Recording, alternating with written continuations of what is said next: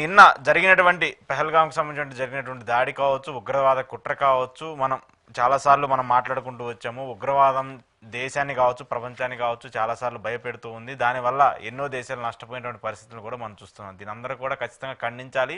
చనిపోయిన వాళ్ళకు కూడా ప్రగాఢ సానుభూతి తెలియజేస్తున్నాం. ఏంటి అసలు ఎందుకు ఈ ఉగ్రవాదం జరుగుతుంది? ప్రధానంగా నిన్న జరిగినటువంటి దాడికి సంబంధించి అన్ని రాజకీయ పార్టీలు అందరూ కూడా ఖండిస్తూ వచ్చారు. ఖచ్చితంగా ఎవరైతే ఈ దుశ్చర్యకు పాల్పడ్డారో వాళ్ళ మీద చర్యలు తీసుకోవాలనేది కూడా పెద్ద ఎత్తున విమర్శలు వస్తుంది. ప్రధాని మోదీ కూడా దీని మీద ఒక హై లెవెల్ మీటింగ్ అరేంజ్ చేశారు. ఖచ్చితంగా వాళ్ళకి తిరిగి బుద్ధి చెప్తా ఉంటూ కూడా ఆయన ఈరోజు బీహార్లో ఉన్నటువంటి ఒక సమావేశంలో కూడా మాట్లాడుతూ వచ్చారు. ఏం చెప్తారు మీరు దీని గురించి? ఖచ్చితంగా జమ్మూ కాశ్మీర్లో జరిగింది అత్యంత విషాదం, దుర్మార్గమైంది. మానవాళికి మనుగడకు ఉగ్రవాదం కానీ తీవ్రవాదం కానీ ఎంత ప్రమాదం మరోసారి మనం చూసాం.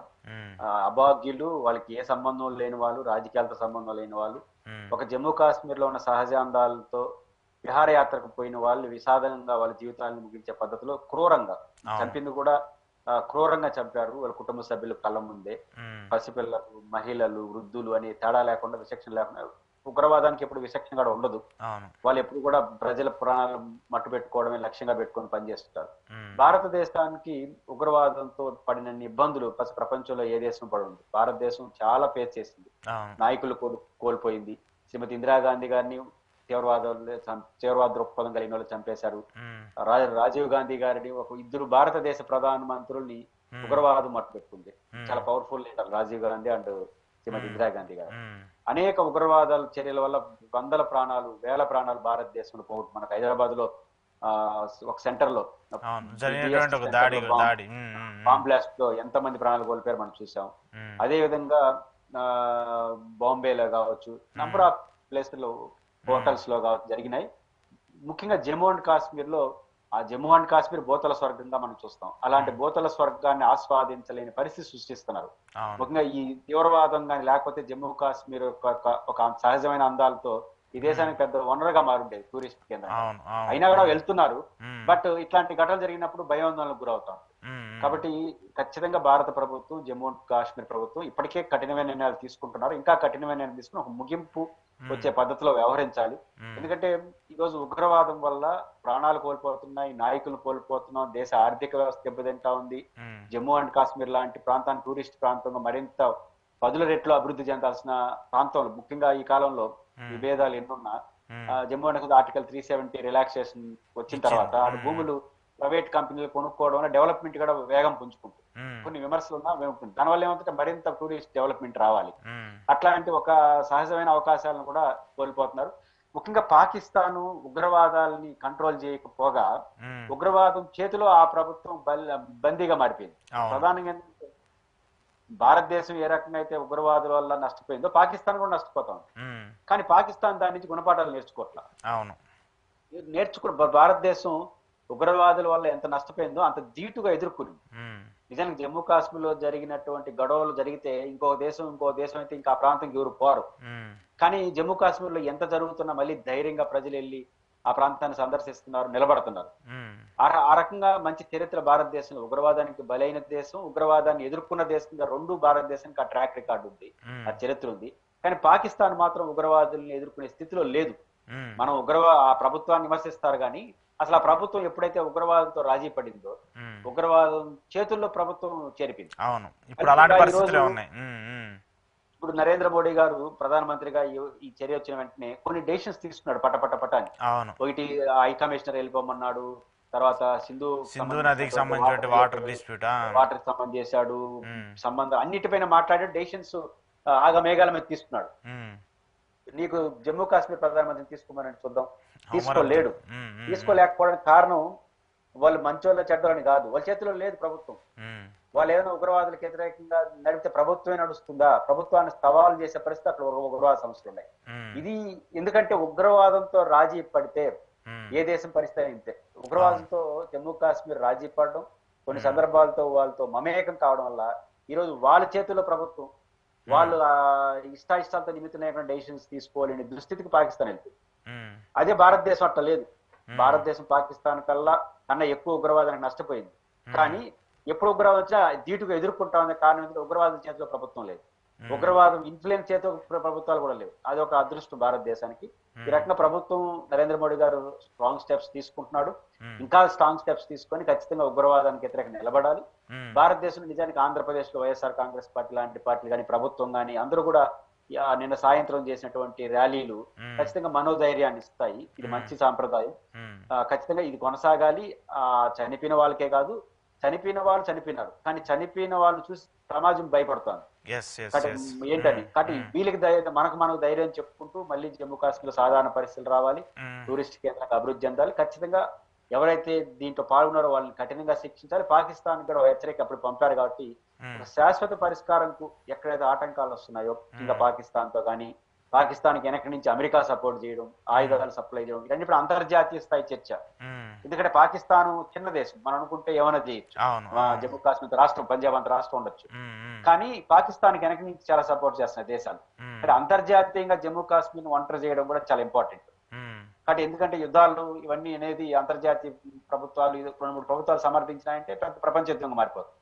కాబట్టి అంతర్జాతీయంగా పాకిస్తాన్ ని మరింత ఒంటరి చేయ ఐక్యరాజ్య సమితి కేంద్రంగా ఇతర కేంద్రాల్లో జమ్మూ కాశ్మీర్ ను ఒంటరి చేయడం, దానికి షరతులు పెట్టడం, దాంతో కఠినంగా వ్యవహరించడం, ఈ 2 కారణాలు ఇచ్చా ఉగ్రవాదానికి జమ్మూ కాశ్మీర్ వేరు చేసి ఉగ్రవాదుల పట్ల కఠినమైన నిర్ణయాలు జమ్మూ కాశ్మీర్ లో ప్రభుత్వానికి మరింత సపోర్ట్ గా కేంద్రం వ్యవహరిస్తే దీనికి ఒక ముగింపు వస్తుంది. ఆ ముగింపు కోసం అయితే ఖచ్చితంగా ప్రజలు జరిగే పరిణామాల్లో తమ వంతు పాత్రను అయితే పోషించాలి. ఓకే, నేను కంక్లూడ్ చేస్తా అంటే ఇప్పుడు ఈ దాడులు జరుగుతున్నాయి, ఏంటి ఉగ్రవాదాన్ని ఏ రాష్ట్రం పోషిస్తుంది, ఏ దేశం పోషిస్తుంది అనేది పక్కన పెడితే ప్రధానంగా జమ్మూ కాశ్మీర్కి సంబంధించి వెల్లువెత్తుతున్నటువంటి ఒక మెయిన్ ప్రశ్న అక్కడ ఎలక్షన్స్ జరగటము. ఆర్టికల్ 360 అంటే మనకి ఏదైతే జరిగిందో దాన్ని డివైడ్ అవ్వక ముందు అప్పటి వరకు కూడా జమ్మూ కాశ్మీర్లో ఎక్కడా కూడా ఎన్నికలు జరగలేదు. అది కేంద్ర పాలితంగా ఉంటూ వచ్చింది. కేంద్ర బలాలకు సంబంధించి, కేంద్రానికి సంబంధించి వాళ్ళ పర్యవేక్షణలో ఎక్కువగా నడుస్తుంది. కానీ అక్కడ ఎన్నికలు జరిగిన తర్వాత, అక్కడ ప్రభుత్వం వచ్చిన తర్వాత ప్రభుత్వానికి సంబంధించి, ప్రభుత్వ భద్రతలకు సంబంధించి ఒక లేఅవుట్ అనేది క్రియేట్ అవుతూ ఉంటుంది. రాష్ట్ర ప్రభుత్వం అన్నింటిలో ఇన్వాల్వ్ అవ్వలేదు, రాష్ట్ర ప్రభుత్వం అన్నింటిలో డిసిషన్స్ తీసుకోలేదు. కాబట్టి అక్కడ రాష్ట్ర ప్రభుత్వంగా అక్కడ ఎన్నికలు జరిగి ఇలాంటి పరిస్థితులు ఏర్పడిన తర్వాత ఉగ్రవాదులు కావచ్చు, లేదంటే పాకిస్తాన్కి సంబంధించిన ఆ బోర్డర్కి సంబంధించిన వాళ్ళు కావచ్చు, ఈజీగా చొరబడుతున్నారు, ఈజీగా వస్తున్నారు అనేటువంటి వాదన పెద్ద ఎత్తున వినిపిస్తూ ఉంది. సో ఎన్నికలు జరగడం ఒకటి కారణం అనుకోవాలా? దాంతోపాటు కేంద్ర పాలిత ప్రాంతంగా ఉంటే జమ్మూ కాశ్మీర్ సేఫ్ గా ఉంటది అనుకోవాలా? జమ్మూ కాశ్మీర్ లో ప్రజాస్వామ్య ప్రక్రియ నిరంతరం జరిగితేనే ఉగ్రవాదం తగ్గుతుంది. చాలా మంది దృష్టిలో అది చిన్న రాష్ట్రం, రాష్ట్ర ప్రభుత్వానికి చాలా పరిమితులు ఉంటాయి. అదే కేంద్ర పాలిత ప్రాంతంగా ఉంటే పూర్తి స్థాయిలో మిలిటరీని దింపి, ఇప్పుడు నిజానికి జమ్మూ కాశ్మీర్ లో పేరుకు ఎన్నికలు జరిగినాయి కంటే గవర్నర్ పవర్స్ ఎక్కువ ఉంటాయి, ప్రభుత్వం పాలసీ తక్కువ ఉంటుంది. కాబట్టి డెమోక్రటిక్ యాక్టివిటీ ఎంత పెరిగితే, ప్రజలు ఎంత డెమోక్రసీలో పాల్గొంటేనే జమ్మూ కాశ్మీర్ లో మంచి వాతావరణం. మీకు ఉదాహరణ చెప్తాను.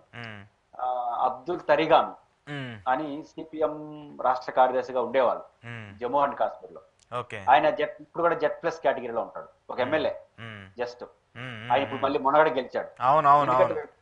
వ్యక్తిగతంగా నేను కూడా students federation of India SFI లో ఉన్నప్పుడు తిరుపతి సెనెట్ హాల్లో ఆయన్ని గెస్ట్ గా పిలిచి వాయిస్ ఆఫ్ జమ్మూ కాశ్మీర్ పేరుతో సెమినార్ గా నిర్వహించారు. అంటే ఎంత సాక్రిఫైస్ చేస్తున్నారు అక్కడ నాయకులు అన్న దానికి నేను ఉదాహరణ చెప్తున్నాను. ఆయన్ని హై సెక్యూరిటీలో ఉంటాడు. ఆయన ఎందుకుంటాడంటే ఆయన ఎందుకుంటాడని చెప్పి నేను ఆయన తిరుమలకు తీసుకెళ్ళాను. వెళ్తుంటే ఆ తిరుమల కొండలో అట్లా ఆయనతో పాటు తిరుగుతుంటే సెక్యూరిటీ 2-3 ఉన్నారు. తిరుగుతుంటే చాలా రిలాక్స్ వాతావరణాన్ని ఎంజాయ్ చేసినాడు. ఆయన కళ్ళ నీళ్లు పెట్టుకోలేదు, కానీ ఆయన అన్న మాట ఏంటంటే, నా జీవితంలో ఇంత ప్రశాంతంగా ప్రజల మధ్య తిరిగింది ఇదే మొదటిసారి అన్నాడు. అంటే అప్పుడు 70 ఏళ్ళు ఉంటాయి, అంటే 50 ఏళ్ళ వయసు, అప్పుడు 55-60 ఉంటాయి. ఇంత ప్రశాంతంగా తిరగలేని పరిస్థితి. అంతే. ఎందుకు సార్ అని మాట్లాడితే ఆయన చెప్పిన సమాధానం ఏంటంటే, ఆయన అనుభవం చెప్పాడు. ఆయన జెడ్ ప్లస్ కేటగిరీలో ఉంటాడు, పక్కన మంత్రి ఉంటాడు క్వార్టర్స్ లో, ఈయన ఎమ్మెల్యే, ఈయనకే ఎక్కువ సెక్యూరిటీ ఉంటుంది. ఉగ్రవాదులు పొరబడి క్వార్టర్స్ లోకి అబ్దుల్ తరిగామిని చంపడానికి దూరారు. అయితే తరగడామిని చూడడానికి ఏమైందంటే, ఆ తరిగామి యొక్క సెక్యూరిటీ వాళ్ళు ఎదురు కాల్పులు జరిపితే ఈ ఉగ్రవాదులు భయపడి పక్క దాంట్లో దిగి మంత్రిని చంపేసి వెళ్ళిపోయినారు. వాళ్ళు చంపడానికి వచ్చింది ఈయన్ని, ఐ సెక్యూరిటీ వల్ల మంత్రిని చంపేస్తారు. అంటే విచక్షణ ఎంత, అంటే తమాష ఏంటంటే ఆయన కుటుంబ సభ్యులందరినీ కోల్పోయినాడు ఉగ్రవాద దాడుల్లో. అంటే అక్కడ రాజకీయ నాయకులు ఎంత సాక్రిఫైస్ చేస్తున్నారు, ఇలా సాక్రిఫైస్ చేసి ప్రజా జీవితంలో ఉండబట్టే ఆడ మంచి వాతావరణం ఏర్పడుతుంది. కాబట్టి ఖచ్చితంగా ఎలక్షన్ జరగడం, ప్రజా ప్రభుత్వాలు ఏర్పడడం. నేనేమంటానంటే కేంద్ర ప్రభుత్వం ఉంటే ఎన్ని సౌలభ్యాలతో కూడుకున్నటువంటి సెక్యూరిటీ ఇస్తారు, రాష్ట్ర ప్రభుత్వం హ్యాండ్ ఓవర్లో తీసుకెళ్ళండి. ఇప్పుడు ఉదాహరణకు జమ్మూ అండ్ కాశ్మీర్ బార్డర్ అంతా కేంద్ర ప్రభుత్వం పరిధిలో ఉంటుంది. అవును. దాంట్లో రాష్ట్ర ప్రభుత్వం జోక్యం ఉండదు. విత్ ఇన్ ద స్టేట్ లో కూడా ఉగ్రవాదులు చొరబడకుండా, ఉగ్రవాదులు విత్ ఇన్ ద కంట్రీలో ఎక్కడ సపోర్ట్ లేకుండా ఉండడం కోసం విత్ ఇన్ ద పోలీసింగ్ కూడా డెవలప్మెంట్ కావాలి. ఎప్పుడు కూడా రాష్ట్రపతి పరిపాలన ఇవన్నీ చూడడానికి బాగుంటుంది, కానీ డెమోక్రసీ వచ్చిన తర్వాతనే ఖచ్చితంగా మంచి వాతావరణం వస్తుంది. ఆ రాష్ట్ర ప్రభుత్వాన్ని పూర్తి స్థాయి విధులు, నిధులు, హక్కులు, అధికారాలు బదలాయించాలి. కేంద్ర ప్రభుత్వం మరింత చొరవ చూపాలి. జమ్మూ అండ్ కాశ్మీర్ అండ్ కేంద్ర ప్రభుత్వం రెండు కలివిడిగా వ్యవహరించి దాన్ని తొటముట్టించాలి. డెమోక్రటిక్ యాక్టివిటీ పెరగడమే జమ్మూ కాశ్మీర్ లో శాంతి భద్రతలు రావడానికి కానీ, ఉగ్రవాదాన్ని కానీ అణిచివేయడానికి కూడా ఉపయోగపడుతుందని మనం గుర్తిస్తే మంచిది. ఇట్లాంటి ప్రచారాలు కరెక్ట్ కాదు. ఓకే, చూద్దాం మరి ప్రభుత్వం ఏం నిర్ణయాలు తీసుకుంటుంది, దీనికి సంబంధించి ఎలాంటి డిసిషన్స్ తీసుకుంటుంది కూడా. Thank you sir, thank you very much. ఇది పురుషోత్తం రెడ్డి గారితో ఈరోజు స్పెషల్ ఇంటర్వ్యూ. చూస్తూనే ఉండండి ప్రజా చైతన్యం.